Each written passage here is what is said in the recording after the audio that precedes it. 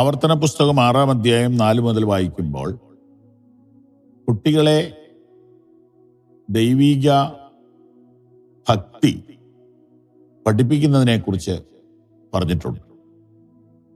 അത് നമുക്കൊന്ന് ശ്രദ്ധാപൂർവം നോക്കാം.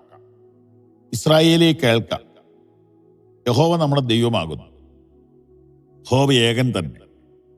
നിന്റെ ദൈവമായ യഹോവയെ നീ പൂർണ്ണ ഹൃദയത്തോടും പൂർണ്ണ മനസ്സോടും പൂർണ്ണ ശക്തിയോടും കൂടെ സ്നേഹിക്കണം. ഇന്ന് ഞാൻ നിന്നോട് കൽപ്പിക്കുന്ന ഈ വചനങ്ങൾ നിന്റെ ഹൃദയത്തിൽ ഇരിക്കണം. നീ അവയെ നിന്റെ മക്കൾക്ക് ഉപദേശിച്ചു കൊടുക്കുകയും നീ വീട്ടിലിരിക്കുമ്പോഴും വഴി നടക്കുമ്പോഴും കിടക്കുമ്പോഴും എഴുന്നേൽക്കുമ്പോഴും അവയെക്കുറിച്ച് സംസാരിക്കുകയും വേണം. ഇസ്രായേലേ കേൾക്കാം, യഹോവ നമ്മുടെ ദൈവമാകുന്നു, യഹോവ ഏകൻ തന്നെ. ഇത് അവർ കൂടെ കൂടെ ഏറ്റുചൊല്ലുന്ന ഒരു വാചകമാണ്, വാക്യമാണ്. നിന്റെ ദൈവമായ യഹോവയെ നീ പൂർണ്ണ ഹൃദയത്തോടും പൂർണ്ണ മനസ്സോടും പൂർണ്ണ ശക്തിയോടും കൂടെ സ്നേഹിക്കണം. നിന്റെ ദൈവമായ യഹോവയെ നീ പൂർണ്ണ ഹൃദയത്തോടും പൂർണ്ണ മനസ്സോടും പൂർണ്ണ ശക്തിയോടും കൂടെ സ്നേഹിക്കണം.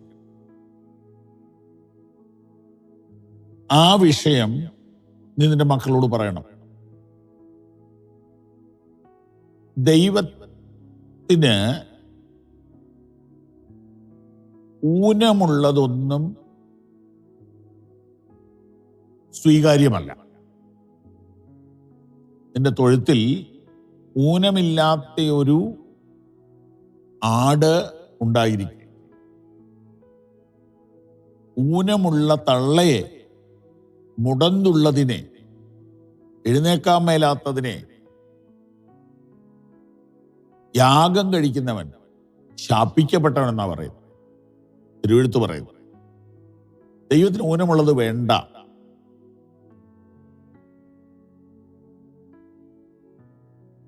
പണ്ടാരോ മീൻ പിടിക്കാൻ പോയപ്പോ ഇങ്ങനെ നേർച്ച നേർന്നതായിട്ട് കേട്ടിട്ടുണ്ട്. കഴിഞ്ഞ ദിവസങ്ങളിലൊന്നും ഒന്നും കിട്ടിയില്ല.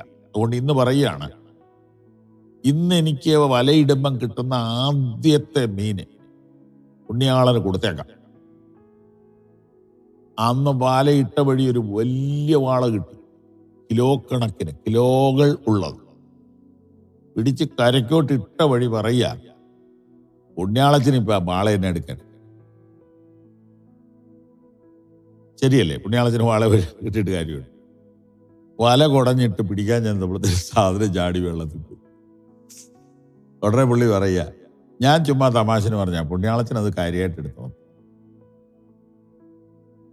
മനസ്സിലായോ? നമ്മൾ ഈ ദൈവത്തിന് കൊടുക്കുമ്പോൾ ഏറ്റവും പന്ന കൊടുക്കുന്ന ഒരു രീതിയാണ്. ഈ വഴിയിലൊക്കെ ഈ കുരിശിൻ തൊട്ടിയിൽ ഇടുന്നത് എത്രയാ? ഹലോ, 1 രൂപ. ഇപ്പൊ 2 ആക്കിയെന്ന് തോന്നുന്നു അല്ലേ? അപ്പം നമ്മുടെ വീട്ടിൽ വരുന്ന ഭിക്ഷക്കാരനോ, ഭിക്ഷക്കാരന് 1 രൂപ സമ്മതിക്കുകയില്ല, 2ഉം സമ്മതിക്കുകയില്ല. ഇപ്പൊ 5 ആക്കി. ഭിക്ഷക്കാരുടെ കുറഞ്ഞ സ്കെയിൽ 5 ആണ്. പാവം പുണ്യാളന്മാർ പിന്നെ ഇതൊന്നും മിണ്ടത്തില്ലേ. കർത്താവിൻ്റെ അമ്മ ജൗസേപ്പ് പുണ്യാളൻ, ഈശോ മിശിഹ, ഗീവറീസ് സഹദ, ഇവർക്കൊന്നും ഒരു വിഷയമില്ല. പിണങ്ങല്ലേ, പരിഹസിച്ചതല്ല, സത്യമാണെന്ന് എല്ലാവർക്കും അറിയാമല്ലോ. അതിനകത്തൊരു നന്മയുണ്ടോ എന്ന് ചോദിച്ചാൽ ഇതാണ്, ദൈവത്തെ ഒന്ന് ഓർക്കാനാ അതൊക്കെ വെച്ചിരിക്കുന്നത്. ഈ അപകടമൊക്കെ പിടിച്ച വഴിയാത്രയിൽ ദൈവത്തെ ഒന്ന് ഓർക്കാനാ ഇത് വെച്ചിരിക്കുന്നത്. പക്ഷെ നമ്മളൊരു തെറ്റായ സന്ദേശം കൊടുക്കുക. ഇങ്ങനെ ഈ പൈസ എറിഞ്ഞു കൊടുക്കുന്ന എടുക്കുന്ന ദൈവം ആണോ നമ്മുടെ ദൈവം? ഈ ഒരു മനോഭാവം കൊള്ളൂല. അത് തലമുറയ്ക്ക് തെറ്റായ സന്ദേശം കൊടുക്കുക. ദൈവം തീരെ ചെറുതായി പോവുക, ദൈവം വെറുച്ചീപ്പായി പോവുക. അതുകൊണ്ട് നീ മക്കളെ പഠിപ്പിക്കണം, നിന്റെ ദൈവമായ യഹോവയെ എങ്ങനെ വേണം സേവിക്കാൻ? പൂർണ്ണ ഹൃദയത്തോടെ. അടുത്തത് പൂർണ്ണ മനസ്സോടെ, പൂർണ്ണ ശക്തിയോടെ. ഇതിൽ പൂർണ്ണ ശക്തി എന്ന് പറയുന്നത് ശരീരം, പൂർണ്ണ മനസ്സെന്ന് പറയുന്നത് മനസ്സ്, പൂർണ്ണ ഹൃദയം എന്ന് പറയുന്ന ആത്മാവ്.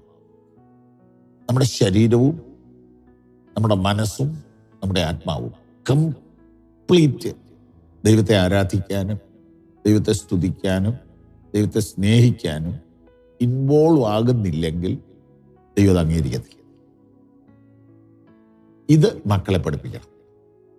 പെർഫെക്റ്റ് ആയത് ദൈവത്തിന് കൊടുക്കും. God bless you.